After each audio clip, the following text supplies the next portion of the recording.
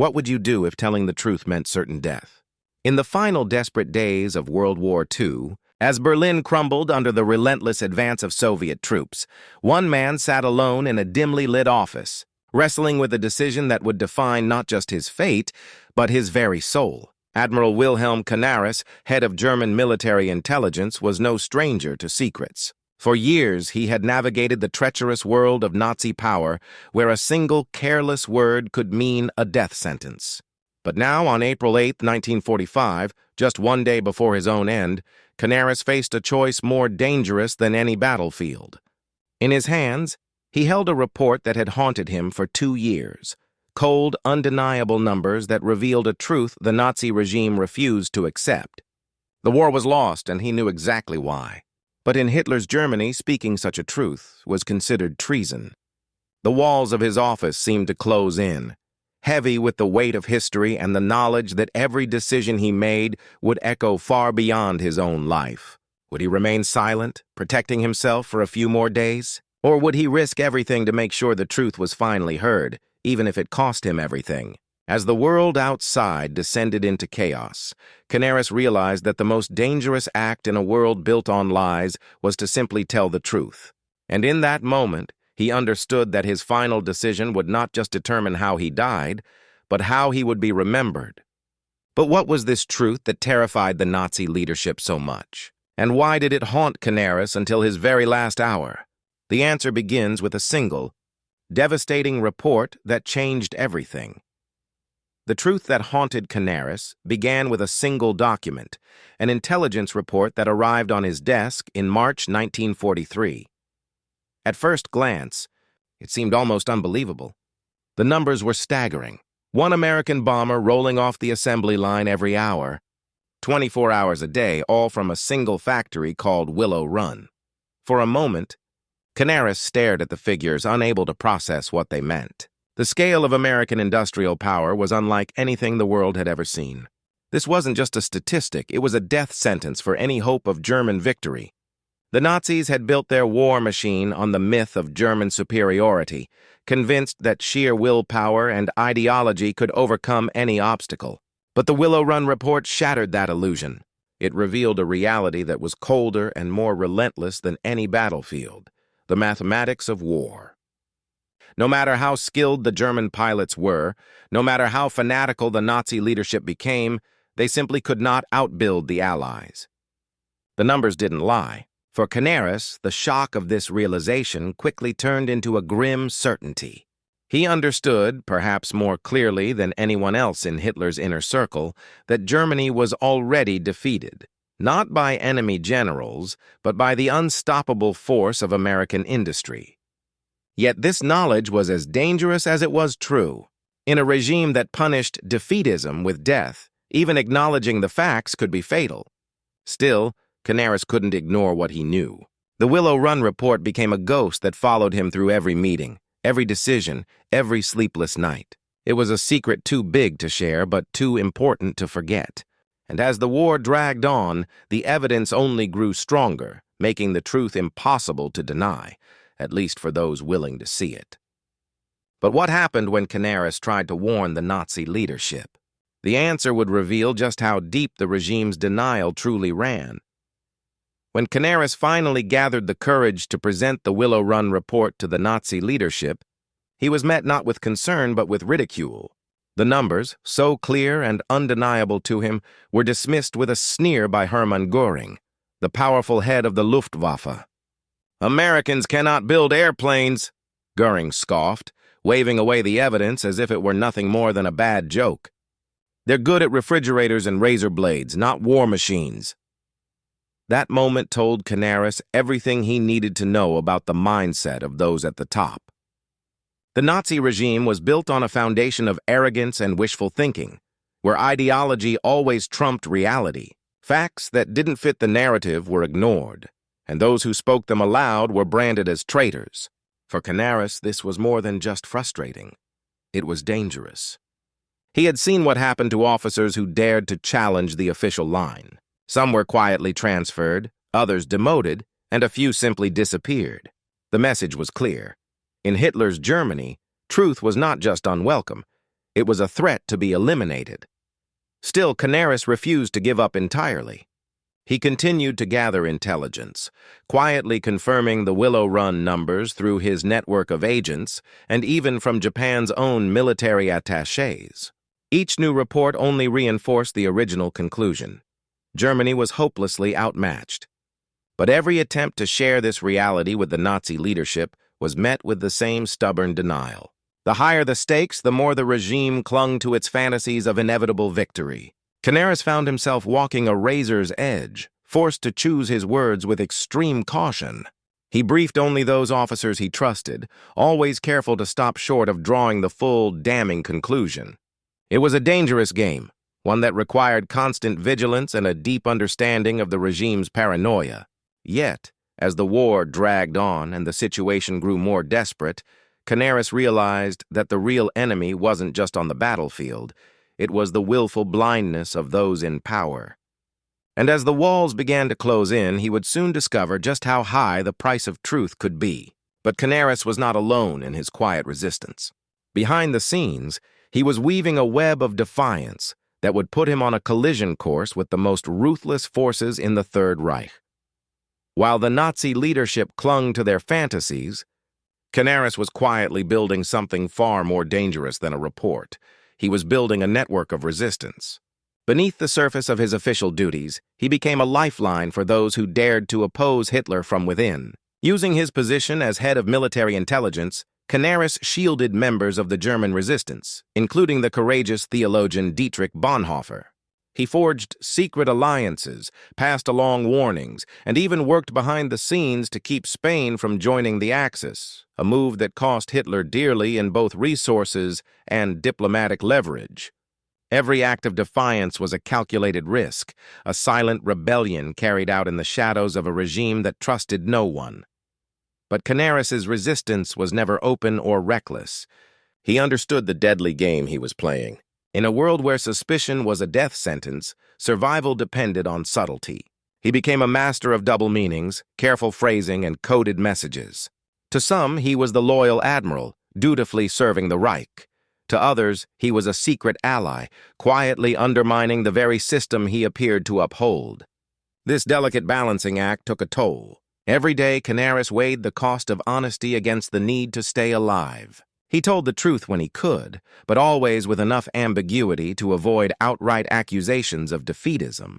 He submitted reports that documented the facts, but stopped just short of spelling out their full implications. It was a life lived on the edge, where a single misstep could mean exposure, disgrace, or worse. Yet even as he walked this tightrope, Canaris knew he was being watched. The SS, ever hungry for traitors, kept him under constant surveillance, waiting for the moment he would slip. He saw colleagues who had spoken too plainly vanish overnight, transferred, demoted, or simply erased. The regime's paranoia was growing, and with every military setback, the search for scapegoats intensified. Canaris's own actions, once hidden in the fog of war, were slowly coming into focus for those determined to root out dissent. Still, he pressed on, driven by a sense of duty that went beyond personal survival. He believed that even in the heart of darkness, there was value in resisting, in protecting what little humanity remained. But as the war neared its end, and the Nazi system began to unravel, Canaris's carefully constructed web of survival was about to be torn apart. The regime's desperation would soon turn its full force on those it suspected most, and Canaris was at the top of their list. As 1944 gave way to 1945, the Nazi regime's grip on reality slipped further, and its paranoia reached a fever pitch. The walls were closing in from every direction. Soviet forces stormed in from the east, while American and British armies pressed from the west. Inside Germany, the atmosphere grew thick with suspicion and fear. The more the military situation deteriorated, the more the regime lashed out, desperate to find someone to blame for its failures. For Canaris, the danger was no longer just theoretical. The very reports he had written, carefully worded to avoid accusations of defeatism, were now being used as evidence against him. In Hitler's increasingly delusional court, realism itself had become a crime. The failed July 20th plot to assassinate Hitler only made things worse. When a group of German officers tried and failed to end the dictator's reign, the Gestapo responded with a wave of brutal investigations. The net was cast wide, and no one in the upper echelons of the military was safe. Canaris's connections to the resistance, once his greatest asset, now became a deadly liability. The Abwehr, his intelligence agency, was implicated in the plot, and many trails led straight to his door. He was arrested, interrogated, and shuffled from one prison to another as the Nazi system began to unravel. The SS watched him with cold patience, waiting for the right moment to strike. Inside the crumbling regime, trust evaporated. Old friends became informants, and every conversation was a potential trap. Canaris saw colleagues disappear overnight, victims of the regime's insatiable hunger for scapegoats. The more desperate Hitler became, the more he demanded absolute loyalty and blind faith in victory, even as defeat became undeniable. The regime's purges grew more ruthless, targeting anyone who dared to question the official narrative. Canaris, once a master of survival, now found himself running out of options. The careful balance he had maintained for years was collapsing under the weight of suspicion and chaos. Yet even as the noose tightened, Canaris refused to betray his principles. He understood the pattern all too well. First came the warnings, then the dismissals, then the accusations of defeatism, and finally, the charge of treason. He had seen it happen to others, and now it was happening to him.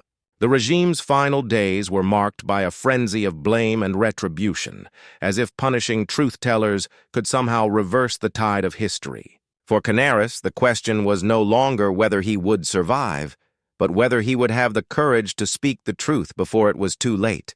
And as the chaos deepened, he knew that his moment of reckoning was fast approaching. In the cold, uncertain days of April 1945, as the Nazi regime crumbled and the world outside his prison cell dissolved into chaos, Canaris faced the most profound decision of his life. For years, he had survived by walking a razor-thin line, telling just enough truth to maintain his integrity, but never so much that it would cost him his life. Now, with the end closing in, that careful balance was no longer possible. The question that haunted him was brutally simple. Should he finally speak the full, unvarnished truth, even if it meant certain death? Or should he remain silent, carrying his knowledge to the grave, protecting himself for a few more days in a world that was already lost? The answer didn't come from the outside. It wasn't forced by interrogators or demanded by the regime. Instead, it grew from within, a slow, painful realization that survival at the cost of silence was no longer enough. Canaris thought of Dietrich Bonhoeffer, the theologian and resistance member he had once tried to protect.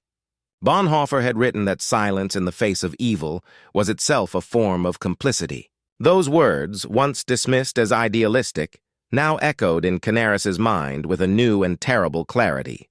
He saw that every time he had softened a report, every time he had hedged his language to avoid accusations of defeatism, he had become a small part of the machinery that allowed the regime to persist. The weight of that realization was crushing. Canaris had always believed in the power of facts, in the value of accurate information. Intelligence work, to him, was about cutting through propaganda and wishful thinking to find the truth. But what good was truth if it was never spoken clearly? What was the point of knowing if that knowledge was locked away, hidden behind professional caution and fear? In those final days, Canaris understood that the real price of survival was his own integrity. The regime was collapsing, and with it, the old rules no longer applied. He had nothing left to lose, except his soul. So he made his choice. He decided to speak, not in the coded language of intelligence reports or the careful briefings of a professional officer, but plainly and directly. He spoke to fellow prisoners, to anyone who would listen, and to the historical record itself. He told the story of the Willow Run report, of the leadership's refusal to accept mathematical reality, of the way ideology had triumphed over evidence until it was too late. He named names, described decisions, and laid bare the consequences. In doing so, Canaris knew he was signing his own death warrant. But for the first time in years, he felt a sense of clarity, a sense that, even in defeat, he could reclaim his integrity by refusing to let the truth die with him. And as the final days ticked away, that choice became his last act of resistance. The end for Canaris came swiftly and without mercy. On April 9, 1945, as Berlin teetered on the edge of total collapse, he was led from his cell at Flossenbürg concentration camp. There was no trial, no last-minute reprieve, just a brutal, calculated execution designed to erase him from the world and send a message to anyone else who might dare to speak the truth. Stripped of his uniform and dignity, Canaris was strangled with piano wire, a method reserved for those the regime considered its most dangerous enemies. It was a cruel and humiliating end, but even in those final moments, Canaris's resolve did not break. He had chosen to speak and he would not recant, but the story did not end with his death. In the chaos that followed the fall of the Third Reich, the truth Canaris had fought so hard to reveal began to surface. Allied forces uncovered his diaries, declassified his reports, and listened to the testimony of those who had known him. Piece by piece, a new picture emerged, not just of a man who had seen the writing on the wall, but of someone who had risked everything to make sure that truth would not be buried with him. The Willow Run report, once dismissed and hidden, became a symbol of the regime's willful blindness. Historians pored over Canaris's warnings, tracing the path of ignored intelligence and missed opportunities that had sealed Germany's fate. For many, Canaris's legacy became a cautionary tale about the dangers of silencing uncomfortable facts. His final words and actions exposed the inner workings of a regime that preferred comforting lies to harsh realities. The Nazi leadership had not been ignorant. They had been warned repeatedly by one of their own. They had chosen to reject the evidence, to punish the messenger, and in doing so, they had doomed themselves and millions of others. Canaris's story forced a reckoning, not just with the past, but with the very nature of truth and power. In the years after the war, as survivors rebuilt their lives and the world tried to make sense of the horrors that had unfolded, Canaris's name became a symbol of both tragedy and courage. He had not been able to stop the catastrophe, but he had ensured that the truth would survive. His legacy was not one of victory, but of integrity, a reminder that even in the darkest times there are those who will risk everything to speak what must be said.